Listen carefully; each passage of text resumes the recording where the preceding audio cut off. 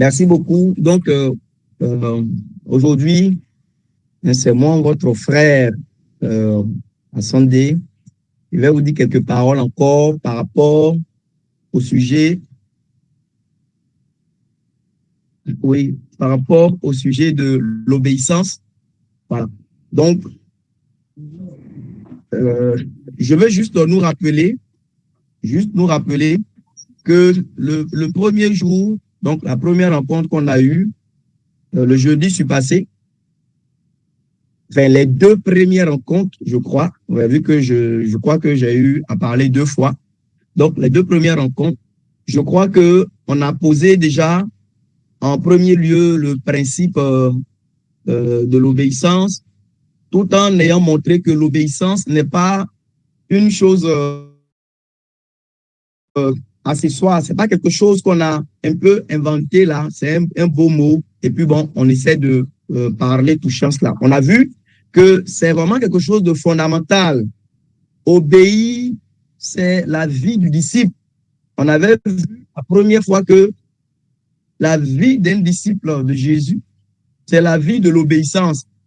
Et on s'était entretenu là-dessus. Après, je nous avais aussi parlé de ce que on ne doit pas subordonner l'obéissance à Dieu à quelque chose d'autre qu'à la parole déclarée par Dieu, à la parole déclarée de Dieu. Donc, dès le moment où Dieu a déclaré une parole, on ne doit donc pas subordonner l'obéissance à cette parole-là à quelque chose d'autre, sinon qu'à ce que Dieu a dit. Si Dieu a parlé, il faut obéir.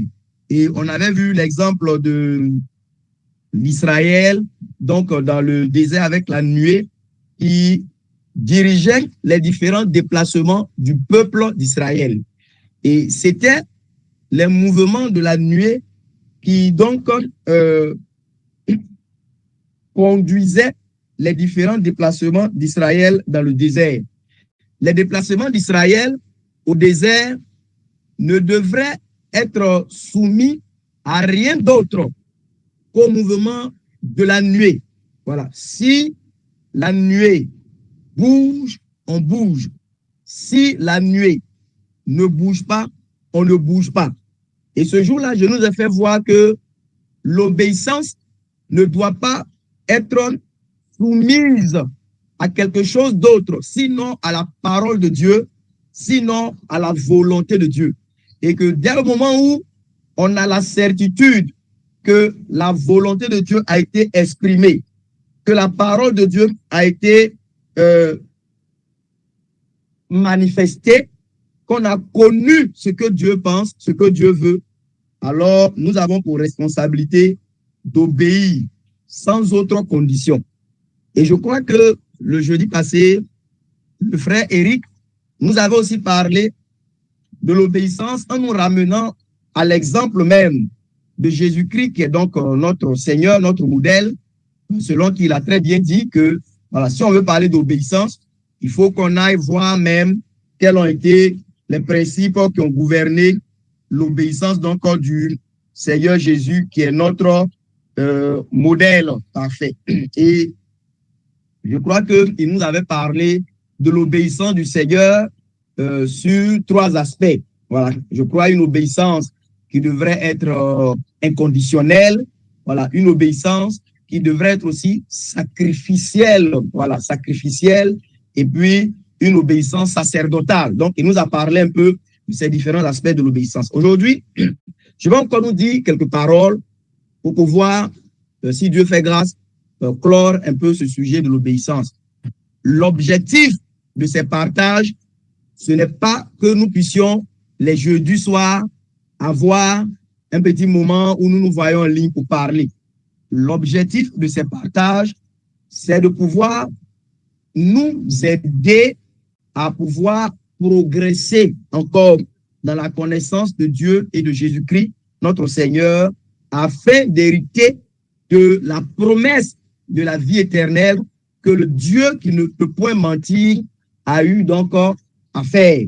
Et nous avons un outil, c'est Internet, nous avons la possibilité, sans nous voir en chair, de nous entretenir, nous voulons en profiter. Voilà. Et c'est cela la pensée. Donc, l'objectif, c'est qu'au travers de ces partages-là, les frères et les sœurs que nous sommes, que nous puissions réaliser un peu mieux ce que c'est que l'obéissance, qu'on réalise un peu mieux ce que c'est que l'obéissance selon Dieu, voilà, et que nous puissions marcher d'une manière donc meilleure, voilà, que nous puissions marcher d'une manière meilleure dans le Seigneur. Et je dis que je vais nous dire quelques paroles aujourd'hui pour pouvoir certainement clore un peu notre sujet, à moins que quelques autres frères ont d'autres choses à dire là-dessus. Et aujourd'hui, je vais nous parler d'un aspect, je vais dire de l'aspect pratique, voilà, de l'aspect pratique de l'obéissance. En pratique, voilà, comment on doit comprendre la chose et puis comment on doit la faire. Voilà, on a déjà parlé des principes de la chose, quelles sont les choses qui doivent gouverner l'obéissance. On a vu l'exemple du Seigneur Jésus. On a vu, je veux dire, des principes. Je veux maintenant qu'on puisse aujourd'hui regarder l'aspect pratique de la chose. Ça veut dire à quoi on doit s'attendre quand on parle du pays. Par exemple, aujourd'hui, on est en train d'écouter un enseignement, mais quand on finit cet enseignement, qu'est-ce que cela doit produire? Qu'est-ce que cela devrait produire? Voilà. Le Seigneur Jésus a dit, si vous savez ces choses, vous êtes heureux, pourvu que vous les pratiquez. Donc, quand on a fait ces réunions-là, on est heureux en ayant appris beaucoup de choses. Mais cette joie-là, elle va être parfaite dans la mesure où nous allons nous appliquer à vivre conformément aux choses que nous aurons apprises au travers de ces rencontres sur le sujet de l'obéissance. Et je disais que je veux vous parler un peu de l'aspect pratique de l'obéissance parce que je veux partir déjà de constat. J'ai constaté dans la vie de nous, les enfants de Dieu de maintenant, qu'il y a peu d'obéissance. J'ai constaté que dans la vie des enfants de Dieu de maintenant, il y a peu d'obéissance pratique, d'obéissance vraie. Qu'est-ce que je veux dire par là?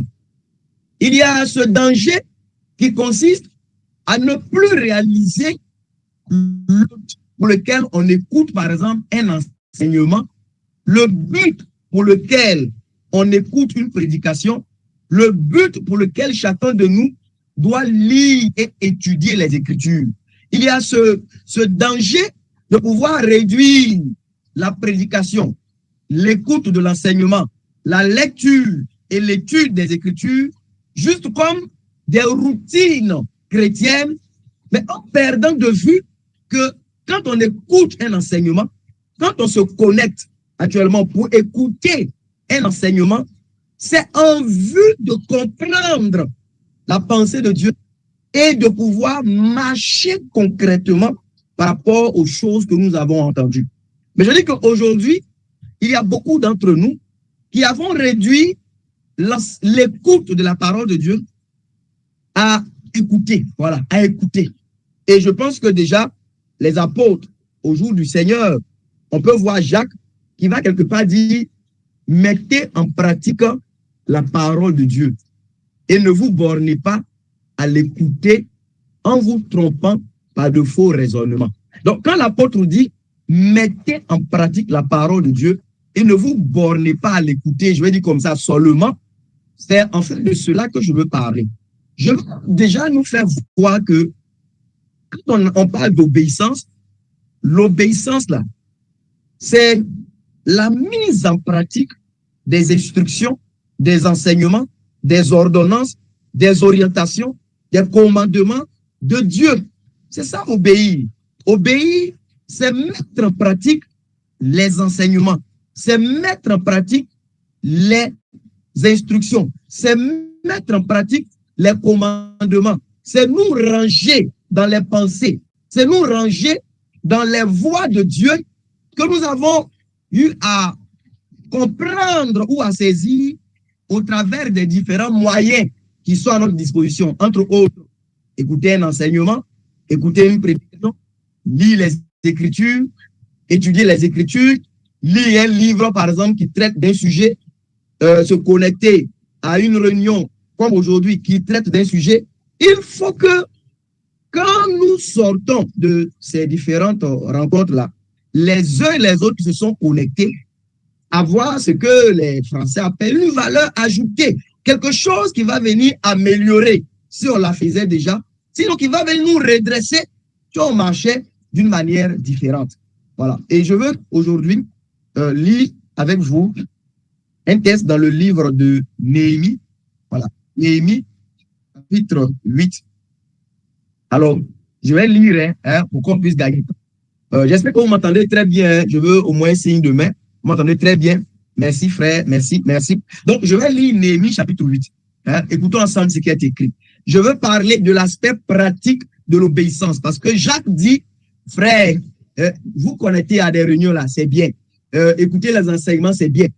Entendre les prédications, c'est bien. Mais à quoi cela doit servir? À quoi cela doit conduire? C'est à mettre en pratique. Et la mise en pratique, là, c'est ça qu'on appelle l'obéissance. Donc, on a appris les principes, on a appris tout cela. Mais aujourd'hui, je vais vous montrer un aspect pratique. On a écouté, on fait quoi? On a lu, on fait quoi? On a médité, on fait quoi? On a été à une réunion, on a entendu quelque chose, on fait quoi? Voilà. Et si même on doit examiner l'exactitude des enseignements, l'exactitude des prédications, mais c'est parce que ça va engager notre vie. Vu que dès qu'on a examiné et qu'on trouve que c'est droit, la prochaine étape, c'est de conformer notre vie, c'est de conformer notre existence, c'est de conformer nos voies à ce qu'on a appris. C'est ça, obéir. Mais si on va juste écouter, comme Dieu le disait dans Ézéchiel, je pense que je vais en arriver, où on vient, on écoute, on dit le frère Hassan, il prêche bien. Non, le frère Sahiri, quand il enseigne, c'est vraiment bien. Non, le frère Bassabas, quand il passe, vraiment, c'est magnifique. Mais le frère Bassabas nous a dit que on va saluer nos voisins jusqu'à on a acclamé. Mais je vais le lendemain matin, je ne salue pas mon voisin. À quoi aura servi toute la gymnastique qu'on a eu à faire jusqu'à on était en train de transpirer là? À quoi ça va servir? Ça va servir à rien. C'est pourquoi vous voyez de nos jours là, des gens, l'épouse, de Dieu, oui, dis tout, oui, on va plus fort, va en profondeur. C'est pas ce que Dieu nous demande. Ce que Dieu nous demande là, c'est qu'on se taise et qu'on aille pour ranger nos voix conformément à ce que on dit, on prétend que ça nous a touché là. Il faut que nos voix puissent en témoigner dès l'instant d'après qu'on a entendu cela. Néhémie, chapitre 8, je vous lis le texte, à partir du verset 1. Et quand arriva le 7e mois, les fils d'Israël étaient dans leur ville. Alors, le peuple s'assembla comme un seul homme sur la place qui est devant la porte des eaux, et ils dirent à Esdras le scribe d'apporter le livre de la loi de Moïse que l'Éternel avait commandé à Israël. Et le premier jour du 7e mois, Esdras, le prêtre, apporta la loi devant la congrégation des hommes et des femmes et devant tous ceux qui avaient l'intelligence pour entendre. Et il eut lu devant la place qui est devant la porte des eaux, depuis l'aube jusqu'à midi, lecture de l'aube jusqu'à midi, en présence des hommes et des femmes et de ceux qui avaient de l'intelligence. Et tout le peuple prêtait l'oreille au livre de la loi. Vous voyez, non? On prête l'oreille pendant qu'on lit, parce qu'on veut bien comprendre pour ensuite conformer nos vies et nos voix à ce qu'on aura compris de la lecture du livre de la loi. Donc déjà, l'attitude même d'être concentré, l'attitude d'être attentif, l'attitude de ne pas être distrait là, c'est l'attitude de personnes qui savent que on n'écoute pas juste une prédication parce que ça fait partie du moment de rassemblement des chrétiens. On n'écoute pas un enseignement parce que c'est le jour de l'enseignement. Ou bien on ne se connecte pas à une réunion parce que, bon, je n'ai pas grand chose, donc je vais voir ce que je peux faire. Non, on se connecte, on écoute un enseignement, on lit un livre, on lit les Écritures, on étudie les Écritures avec attention parce que on veut comprendre ce qui est dit en vue de pratiquer et de conformer nos voix à ce qu'on a compris. Donc, voilà ce qu'on voit ici. Le verset 4, et Esdras, le scribe, se tenait sur une estrade de bois qu'on avait faite pour l'occasion. Donc, le verset 5, et Esdras ouvrit le livre aux yeux de tout le peuple, car il était élevé au-dessus de tout le peuple. Et quand il ouvrit, tout le peuple se tient debout. Verset 8, il est écrit au verset 8, je saute quelques versets hein, pour ne pas tout lire, pour lire après. Et il lisait distinctement dans le livre de la loi de Dieu et il en donnait le sens en le faisant comprendre, excusez-moi, il donnait le sens et le faisait comprendre lorsqu'on lisait. Et Néhémie, qui était le Tirchata, et Esdras, le prêtre, le scribe, et les Lévites qui faisaient comprendre ce qu'on disait, ils dirent à tout le peuple, ce jour est saint à l'Éternel, votre Dieu. Ne menez pas deuil. Ne menez pas deuil et ne pleurez pas, car tout le peuple pleurait en entendant les paroles de la loi. Déjà, on voit ici qu'il y a une réaction. Le peuple pleure. Il ne fabrique pas les pleurs, mais il pleure parce qu'il se rend compte par l'écoute de la loi que leurs voix n'ont pas été conformes aux voix de Dieu que nous sommes en train d'entendre de cette lecture. Oh, que Dieu nous accorde cette grâce, nous aussi, de pleurer quand on lit la parole, de pleurer quand on écoute des prédications, de pleurer quand on écoute des enseignements, parce qu'on se rend compte, oh, combien nos voix sont éloignées des voix de Dieu qui sont révélées dans ces enseignements. Combien nos voix sont éloignées des voix de Dieu qui sont révélées dans ces prédications. Combien nos voix sont éloignées des voix de Dieu qui sont révélées dans ces lectures que nous faisons des Écritures. Beaucoup d'entre nous, nous demeurons rigides, nous demeurons durs, nous demeurons raides. C'est comme si ce qu'on lit là, ça ne nous dit rien. Ce qu'on lit là, ça ne nous touche en rien. On est juste en train de remplir notre, je vais dire comme ça, notre tâche de chrétien. Un chrétien doit lire la Bible. Je suis en train de lire la Bible. Non, c'est pas un chrétien qui doit lire la Bible.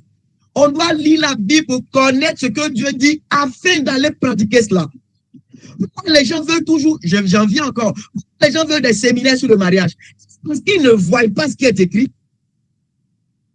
Les gens veulent toujours, aujourd'hui là, on peut même, je vais dire que, rejeter toute la responsabilité de la connaissance des voies de Dieu là, sur les prédicateurs, sur les enseignants, sur les ouvriers du Seigneur. Pourquoi? Parce que les gens ne lisent pas. Est-ce que parce que les gens n'étudient pas? Ce que tu lis qui est au-devant de toi là, c'est ce que Dieu dit. Et quand tu lis, que tu vois que Jésus dit que moi je suis doux et humble de cœur, alors que toi tu vois que tu es quelqu'un de dur, tu vois que tu es quelqu'un d'amer, que tu es quelqu'un qui est trop dur, qui est amer.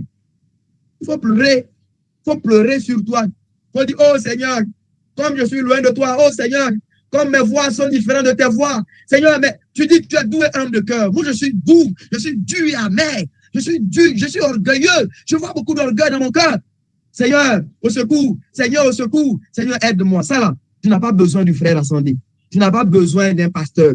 On dit que les fourmis, là, les fourmis, elles n'ont pas de pasteur. Elles n'ont pas de berger. Elles n'ont pas d'évêque. Elles n'ont pas d'anciens. Mais elles sautent en rang. Elles sautent en bande bien rangée.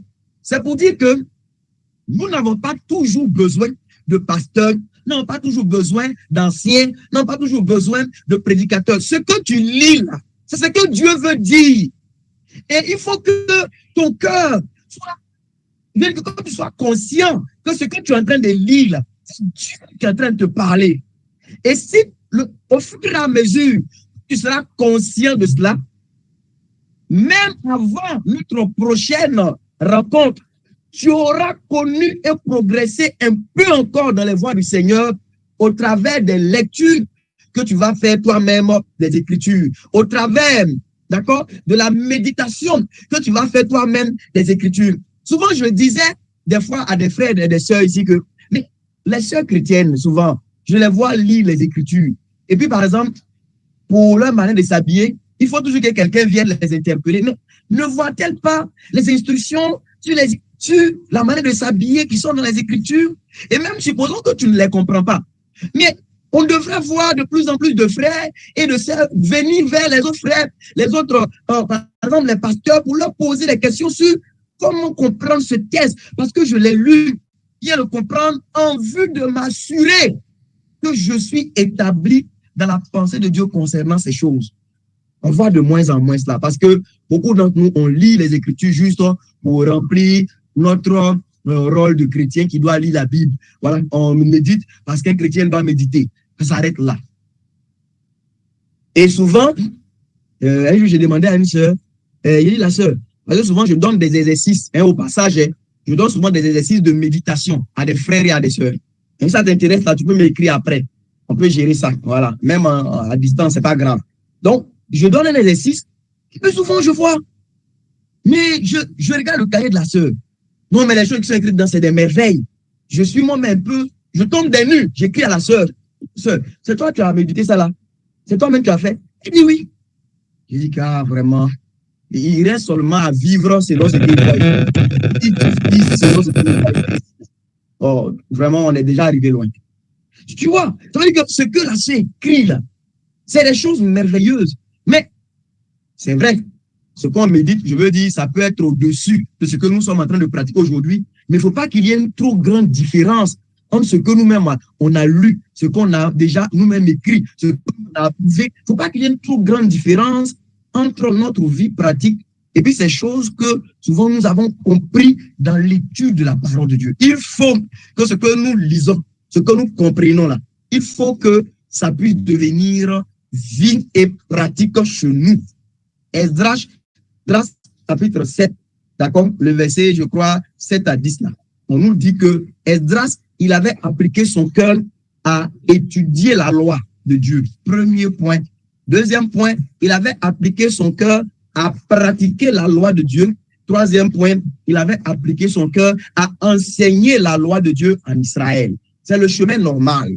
On ne vient pas, je ne viens pas m'asseoir ici, vous voyez, j'ai fait quelques méditations jolies là, et puis je viens vous bombarder de cela, alors que rien de tout ce que je dis là, c'est devenu vie, c'est devenu réalité chez moi. C'est mauvais, c'est hypocrite, c'est faux ça. C'est être assis ainsi dans la chair des apôtres et de Christ, mais le Seigneur dirait, les ascendants, ils connaissent bien, ils sont assis dans la chair des apôtres, mais ne faites pas selon leurs œuvres. Pas ceux-là, ils disent, mais ils ne le font pas. C'est ce que le Seigneur reprochait donc aux pharisiens. Je poursuis donc la lecture de Néhémie 8.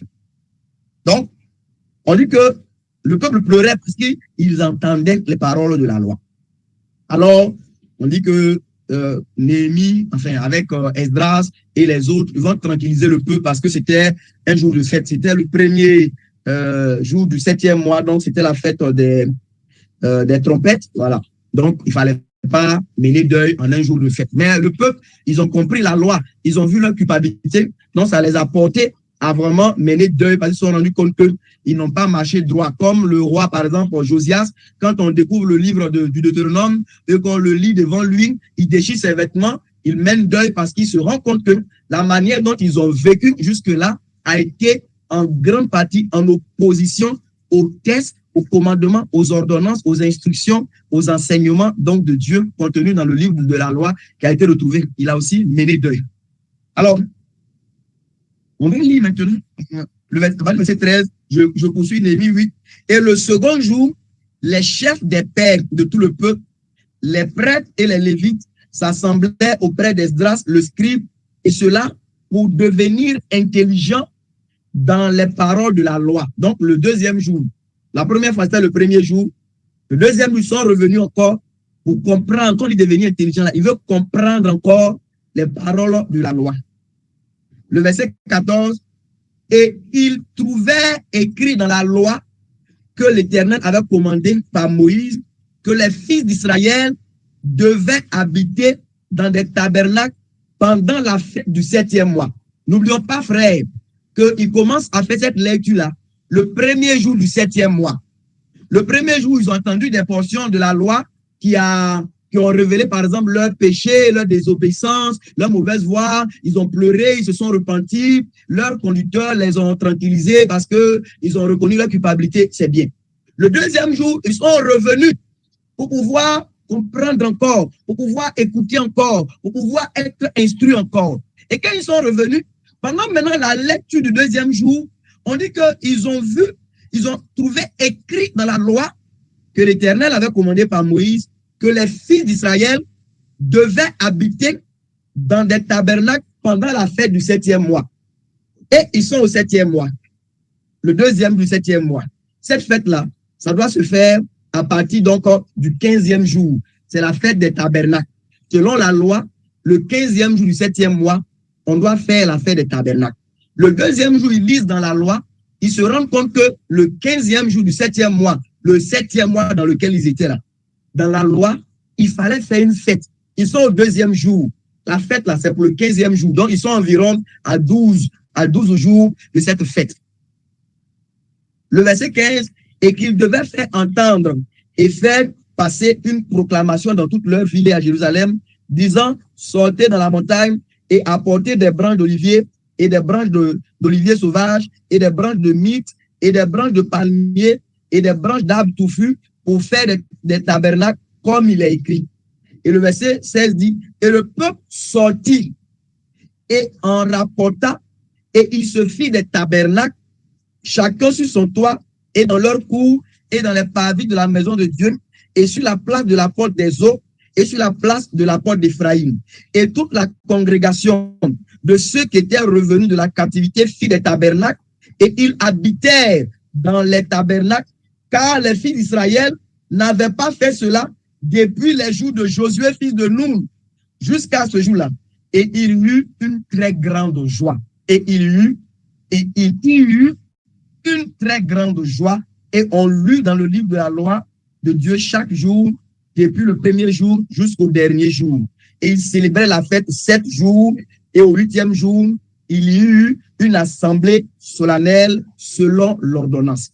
Alors, vous voyez, frère, l'exemple que nous voyons ici, que j'ai voulu nous partager aujourd'hui, c'est à quoi devons-nous nous attendre? Qu'est-ce que Dieu attend de nous quand nous lisons les Écritures, quand nous étudions les Écritures, quand nous écoutons un enseignement, quand nous écoutons une prédication? Frères et sœurs, Jacques, le serviteur de Dieu, je vous l'ai déjà cité, il dit, mettez en pratique la parole de Dieu. Ne vous bornez pas à l'écouter seulement. Et en continuant à suivre vos voies dans des faux raisonnements. Ce que la parole de Dieu dit, là, nous devons chercher à comprendre cela. Dès qu'on l'a compris, nous devons pratiquer cela. Ici, on lit dans le livre de la loi. Les gens écoutent. C'est vrai que les enseignements que nous écoutons là, vous voyez, il y a certaines choses qu'on ne peut pas, je vais dire comme ça, comprenez mon langage, on ne peut pas pratiquer. Qu'est-ce dit pratiquer là? Par exemple, on est là, on a un enseignement, et puis, par l'enseignement, j'arrive à bien comprendre que Jésus-Christ est le Fils de Dieu, que ce n'est pas lui-même qui est Dieu le Père. Ça, c'est un enseignement.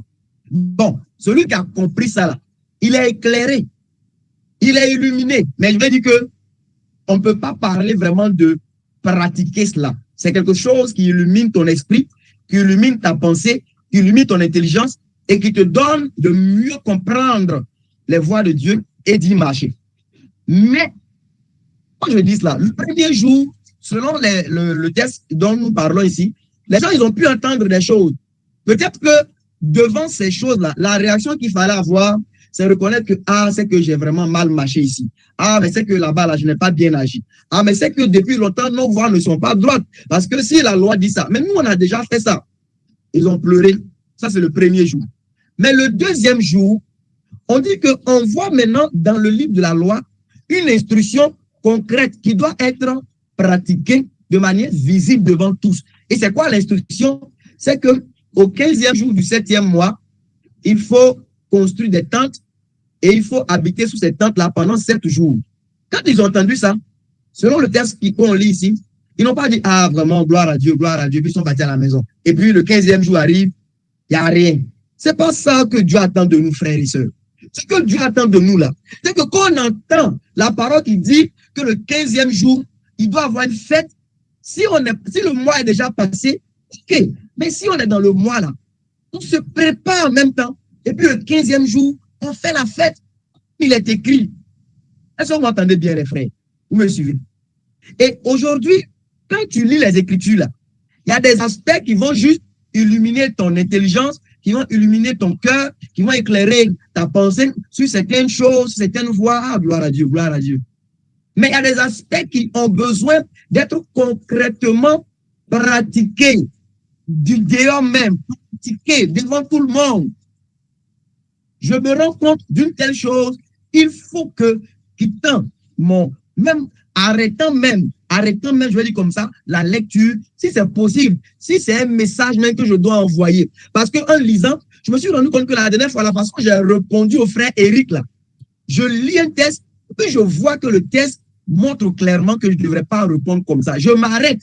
Si je possible, je prends mon téléphone, j'appelle le frère Eric, ou bien je lui envoie un message pour dire, frère, je veux que tu m'excuses pour hier, parce que la façon dont je t'ai parlé là, je ne devrais pas te parler comme ça. Je peux même dire que je viens de me rendre compte en lisant que le Seigneur a dit, par exemple, vous qui êtes jeunes, par exemple, honorez ceux qui sont plus âgés. Ou même si tu es en train de réprimander quelqu'un qui est âgé, vieillard, il faut le faire avec la manière. Hier, j'ai été juste, j'ai regardé qu'il y a une erreur, mais cette réprimande n'a pas été aussi contrôlée. Je viens de voir que ce n'est pas comme ça. Je te demande de m'excuser. C'est comme ça. C'est ça l'obéissance. Si on a vu qu'il y a une chose qu'il faut qu'on puisse corriger, on corrige. Si on a écouté un enseignement qui parle de pardon, il n'est pas correct qu'on quitte ces réunions-là. Il y a encore des choses qu'on n'a pas pardonnées. Et on rumine ça, jusqu'à souvent, c'est un an après, à une occasion, et puis on va dire que vraiment, bon là, il y avait telle chose. C'est que, on n'est pas en train de suivre Jésus. C'est comme ça qu'on suit Jésus. Pour suivre Jésus, là, ce qu'il nous dit, ce que nous lisons, ce que nous apprenons dans nos rencontres d'assemblée, dans nos réunions d'église, là, le but, l'Écriture dit que tu as donné tes préceptes pour qu'on puisse les observer avec soin. Il y a un soin dedans même. On va les observer avec soin. Pourquoi on va lire les Écritures? Pourquoi on va étudier la Bible? Pourquoi on va faire des enseignements? Si c'est pour juste être un peu comme, je veux lire ce texte-là, d'Ézéchiel 14. Je veux lire ça aussi avec vous. Si tu peux suivre avec moi, Ézéchiel 14. Si c'est pour ça, là, ça ne sert à rien. Ça ne sert à rien. Ézéchiel 14. Et aujourd'hui, ce dont je parle, c'est vous qui êtes là. Je ne parle pas des gens. Il ne faut pas penser que je suis en train de parler de ton ami qui n'est pas connecté. Je parle de toi qui es connecté. Quand tu peux toi-même examiner tes voix pour te dire, mais quand je sors des lectures même de la Bible, concrètement, je m'en vais faire quoi? Quand je sors de ma lecture de la Bible, je m'en vais faire quoi? C'est-à-dire que quand je sors de la méditation, j'ai médité pendant 40 jours. J'ai médité pendant 40 jours. Je n'ai même pas parlé à quelqu'un. J'ai médité jusqu'à quand tu es sorti là. Tu as demandé pardon à qui? Après tes 40 jours de méditation. Quand tu as fini tes 40 jours là, est-ce que comme femme, tu as commencé, par exemple, à rejeter tes voix de plainte, tes voix de contestation avec ton mari? Est-ce que comme mari, quand tu es sorti de tes 40 jours de jeûne, de prière intense, et 40 jours de renversement de tous les idoles, quand tu as fini ça, tu as fait quoi? Quand tu as fini de tout renverser là, tu allais demander pardon à ta femme avec qui tu étais dur, amer et aigri, comme l'Écriture demande aux maris de ne pas s'aigrir contre leur femme. Est-ce que tu es revenu vers elle pour dire que, ah, vraiment, ma femme, après les 40 jours de jeûne, de prière, de recherche intense de la présence de Dieu, j'ai vu que mes manières dures de te parler, mes manières avec aigreur de marcher avec toi, ou souvent tu fais quelque chose même là, et pour laisser tomber, il faut que je puisse me prendre 2 semaines, 3 semaines, 1 mois. J'ai vu que c'est pas comme ça. À l'image de Jésus, doit se comporter envers sa femme. Je te demande pardon. Je ne prétends pas que je suis devenu parfait, mais je vais faire plus attention. Je vais faire mieux par la grâce de Dieu à l'avenir. Ça, un tel fruit-là, je t'assure que si tu commences à durer, ta femme va t'encourager à faire 40 jours de jeûne encore. Parce que c'est que quand tu fais tes 40 jours, quand tu sors là, il y a des bénéfices pour la famille. Mais si après les 40 jours, quand tu sors là, c'est que même le peu qui était là, c'est gâté. Maintenant, quand tu as dit que non, je vais me retirer, non, il faut laisser retraite là. Voilà, il faut laisser, on va rester ici. Parce que quand tu vas revenir, c'est pour venir gâter tout encore en famille. Voilà. Au moins avant, on se parlait, mais des premières retraites, quand tu as fini là, tu dis maintenant, il n'est plus le droit de te parler. Donc, si tu fais retraite encore, peut-être tu vas venir dire que Dieu t'a dit de me divorcer. Voilà. Vous voyez. Donc, il faut faire attention à ce genre de choses-là. Voilà. Que Dieu te bénisse, frère Isaac. Voilà. Si nous lisons les Écritures, nous écoutons les enseignements. Aujourd'hui, quand on finit cette réunion-là, il faut que quelqu'un ici, par exemple, aille corriger ses voix avec sa mère, avec laquelle il y avait des embrouilles. Pour dire que, ah, maman, on a fait une réunion jeudi là. Au-delà, c'est que j'ai entendu du frère, je vais te demander pardon, maman. J'ai dit que jeudi prochain, ta mère va se connecter. Ta mère va se connecter jeudi prochain pour dire, ah, c'est quelle réunion on fait, puis ma fille là vient demander pardon, maintenant elle lave les assiettes, elle fait les choses sans murmure. Je veux moi aussi aller écouter réunion comme ça. Là. Souvent, c'est parce que ce qu'on écoute, ce qu'on lit, ce qu'on entend, ce qu'on reçoit dans nos rassemblements, dans nos réunions, ça reste juste des rassemblements, ça reste juste des enseignements, juste des prédications.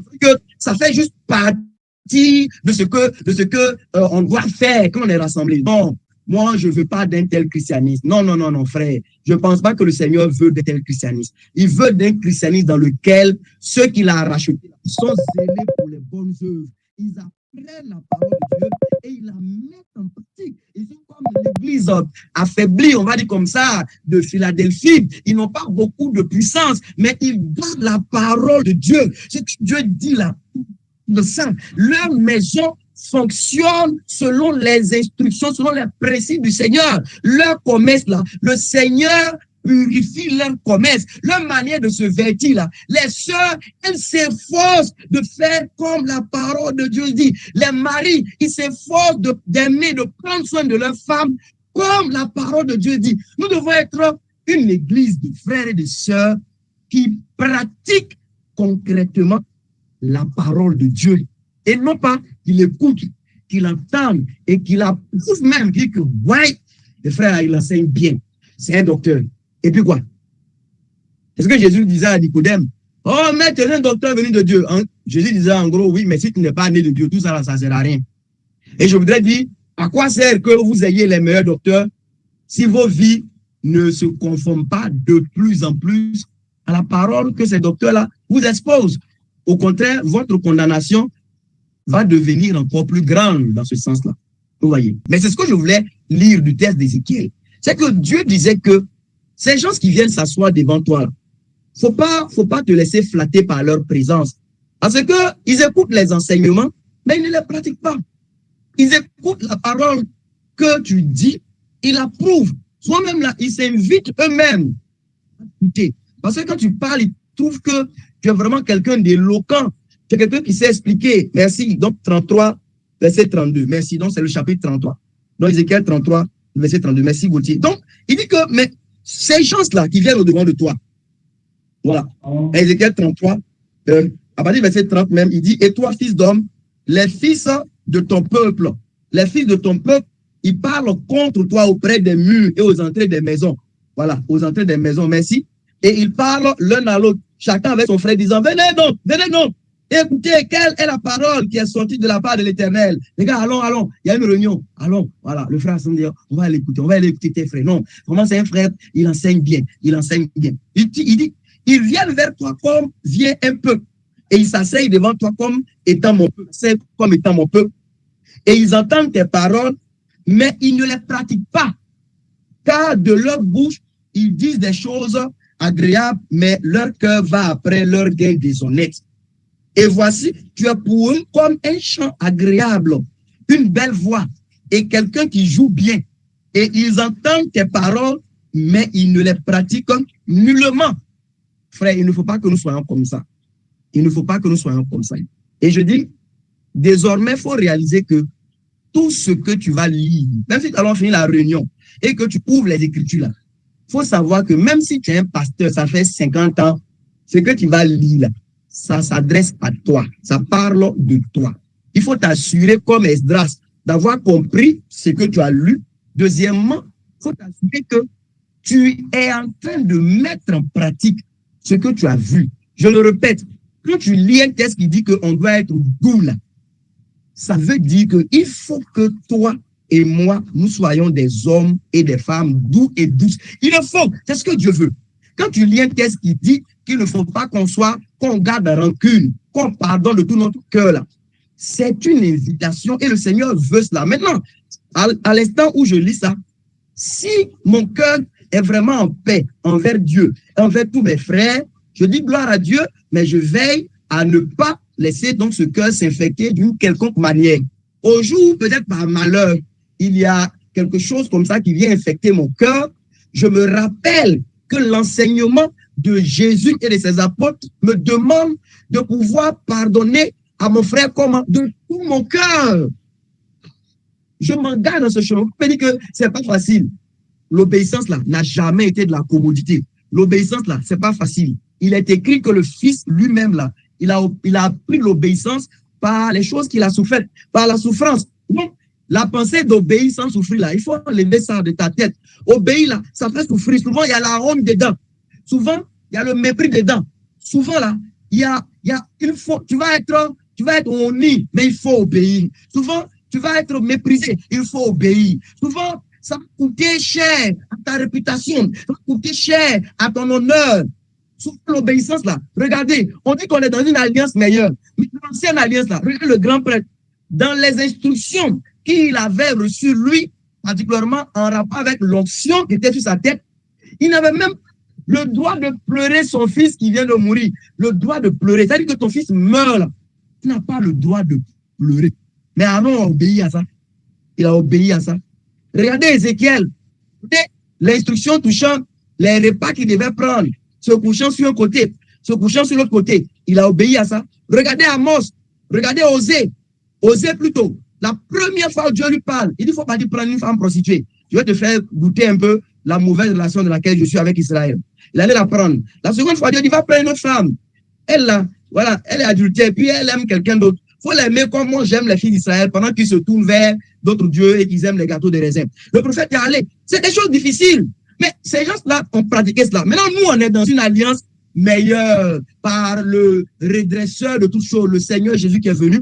Mais aujourd'hui, c'est l'alliance dans laquelle nous, on veut obéir à des standards moins élevés que ceux qui étaient dans l'ancienne alliance imparfaite là ont eu à faire. Regardez Ézéchiel, comment Dieu prendre sa femme pour symboliser la destruction prochaine du temple de Jérusalem.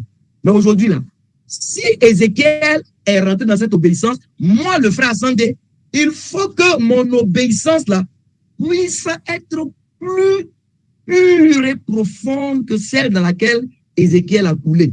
Bien entendu, je ne vais pas aller tuer ma femme, ni tuer mon enfant. Mais c'est pour faire comprendre que ces gens-là, ils comprenaient que Dieu était leur Seigneur et que le Seigneur, là, il a tous les droits sur eux. Et sur ce rapport-là, ils pratiquaient ses commandements. Ceux qui étaient aisés dans ses commandements, ils les pratiquaient. Ceux qui n'étaient pas aisés dans ses commandements, ils les pratiquaient aussi. Parce que les commandements-là, tout n'est pas facile. Voilà. Et je dis qu'il y a des fois, pour pouvoir obéir, ça ne peut pas se faire, par exemple, sans honte. Mais si tu regardes la honte, pour ne pas obéir, mais tu ne marches pas selon le Seigneur. Il y a des fois, pour pouvoir obéir au Père, il faudra passer par la croix, par la honte, par l'ignominie, par le rejet, par toutes sortes de moqueries. Mais est-ce que le Seigneur, il a reculé? Et nous, souvent même, ce que je suis en train de prêcher là, aller pour demander pardon à quelqu'un à qui on a fait du tort. Juste, je dis on a fait du tort. Hein. Je dis on a fait du tort. Je ne dis même pas qu'on n'a pas fait du tort. Mais même quelqu'un à qui on a fait du tort, pour lui demander pardon. Nous, on est en erreur. Tu es en erreur là. Quel honneur tu dois encore chercher? Sinon, tu n'étais pas en erreur, on peut comprendre. Tu es en erreur. Mais dans ça là, on regarde. Si notre marche, on va nous voir d'une certaine façon. Ça peut être suffisant pour nous retenir loin de l'obéissance. Frères et sœurs, je veux que nous puissions apprendre de notre modèle, le Seigneur Jésus-Christ. Il a dit, Père, où se trouve la nuit? C'est quoi qui t'honore? C'est la croix, j'y vais. Mais la croix, là, ça voulait signifier beaucoup de choses. Ça signifiait la honte, ça signifiait le rejet, ça signifiait l'abandon, ça signifiait les fausses accusations, ça signifiait tout cela. Mais le Fils allait l'affronter parce que la nuée montrait que c'est là-bas que se trouvait la gloire du Père. Souvent, pour que Dieu soit glorifié, là, vous devez être honni. Quelqu'un pense ce qu'il dit là. Souvent, pour que Dieu soit glorifié, vous devrez être honni. Il y a des moments, si vous voulez garder votre honneur, Dieu ne sera pas glorifié. Ce qui veut dire que Si votre, si pour que Dieu soit glorifié, vous devez être honni, mais allez-y, affrontez la honte. Affrontez la honte. Si pour que Dieu soit glorifié, vous devez être méprisé, ben, acceptez le mépris. Si pour que Dieu soit glorifié, vous devez supporter quelques injustices, ben, supportez les injustices. Si pour que Dieu soit glorifié, vous devez même perdre, par exemple, une source de revenus, ben, acceptez de perdre cette source de revenus.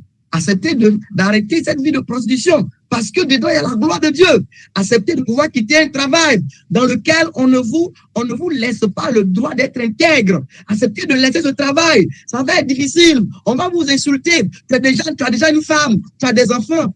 C'est quelle église, dans quelle église tu t'en vas? C'est quelle affaire d'église ça? Tout le monde est chrétien, mais c'est quelle manière de suivre Dieu ça? Mes frères, si la gloire de Dieu s'y trouve, ben vous devez accepter d'affronter l'ignominie, d'affronter la honte, d'affronter le mépris, d'affronter le rejet, d'affronter la perte, par exemple, de l'estime de quelques amis, de quelques frères, mais parce que c'est le chemin que Dieu vous demande. Affrontez-le, affrontez-le, allez-y, frères et sœurs. Jésus n'a pas reculé parce que nous pensons que la gloire du Père se trouvera toujours dans Père, délivre-moi. Il a dit ça dans Jean. Il dit, Père, l'heure est venue. Est-ce que je vais dire, délivre-moi? Mais il dit, c'est pour cette heure que Père, glorifie ton nom. Et le Père a répondu pour dire, je l'ai glorifié et je le glorifie. Frère, il y a des moments où la gloire du Père ne se trouve pas dans la délivrance, par exemple, que tu penses, ou bien la gloire du Père ne se trouve pas forcément dans le fait que ton visage, comme on le dit dans notre jargon, ne soit pas versé à terre. Je me rappelle d'un temps, le frère est là, le frère Gauthier, d'un temps, voilà, dans les débuts, le frère était dans sa maison.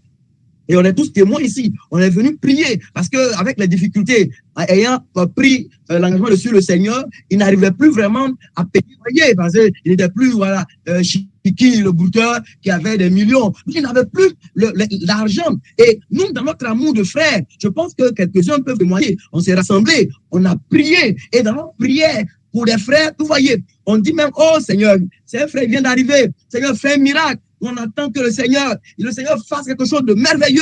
Seigneur, intervienne. Seigneur, fait quelque chose pour le frère. Et je vais dire que, par exemple, on s'attend à ce que le Seigneur dise, oh, mes enfants, soyez tranquilles. Je vous le dis, dans 2 jours, je vais envoyer l'argent pour payer la maison sur 10 ans. Vous voyez, on allait tous dire, alléluia, Dieu est merveilleux.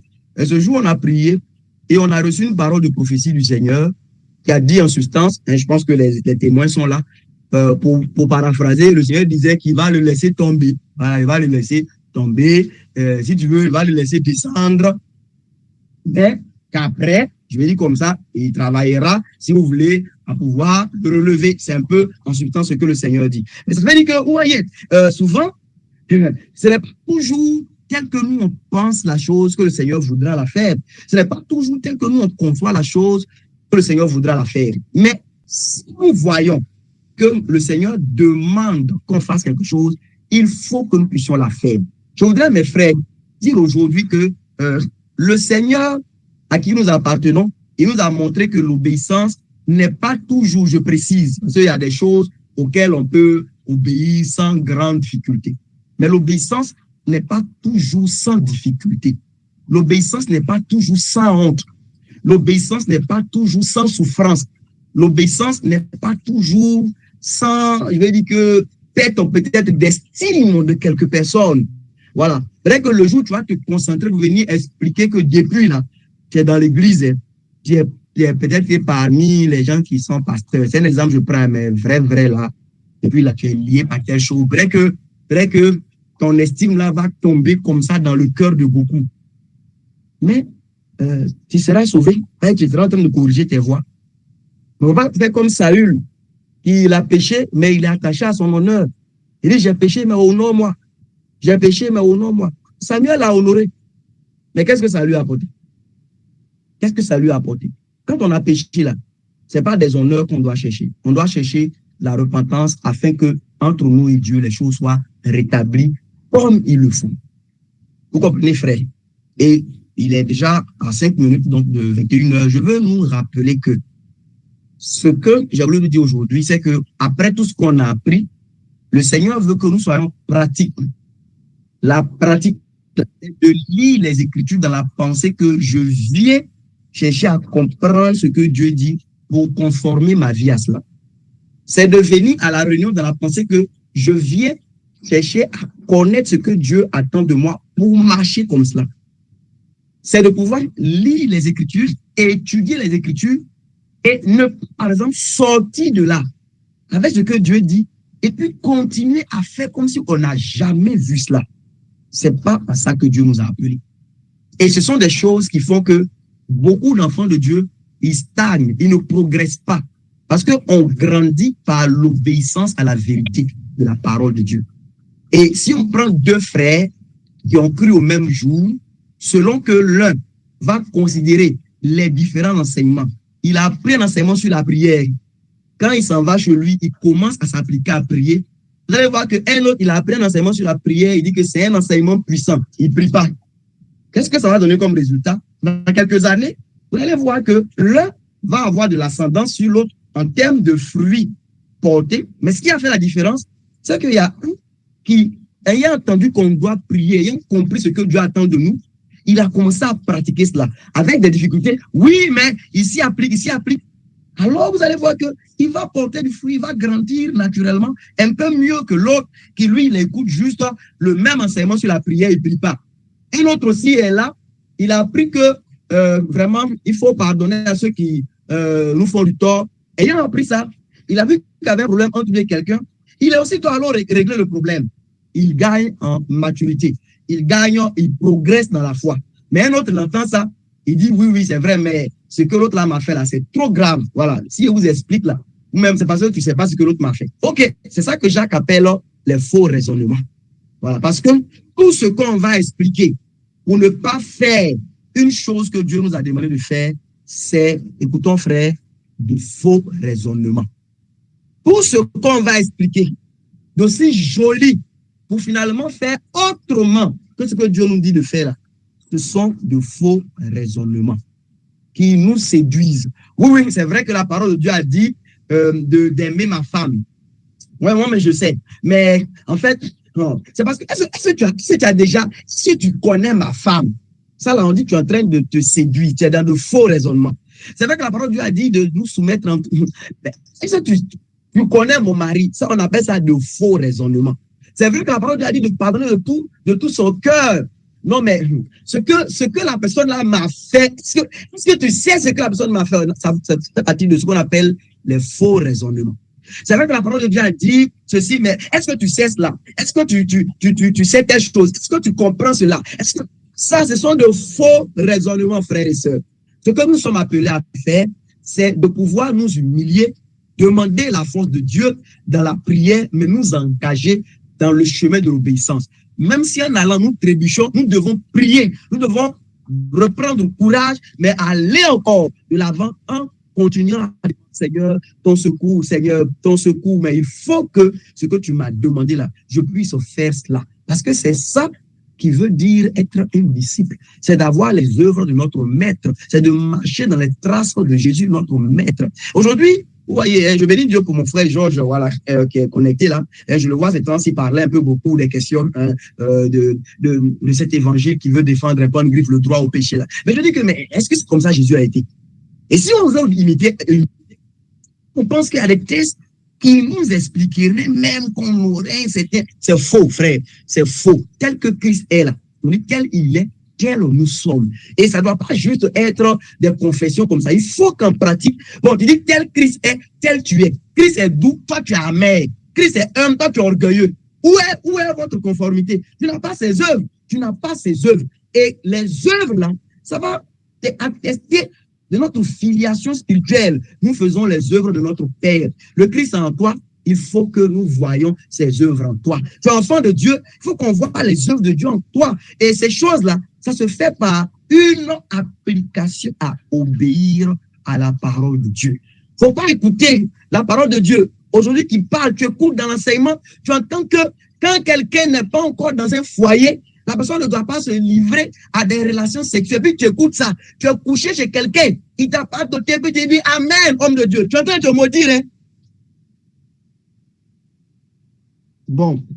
Que Dieu vous bénisse. Merci. Je vais m'arrêter là. Merci. Bon. Je pense que s'il n'y a pas quelque chose de particulier, bon, je veux nous rappeler que jeudi à 20h, nous sommes ensemble pour partager voilà, de la parole de Dieu. Et les liens, on pourra vous les partager. Voilà, vous pouvez vous connecter pour qu'on puisse s'encourager ensemble dans le Seigneur. Donc, merci aux uns et aux autres. Et puis, je vais me dire qu'on va s'arrêter ici pour aujourd'hui. À bientôt, très chers frères et sœurs. Merci.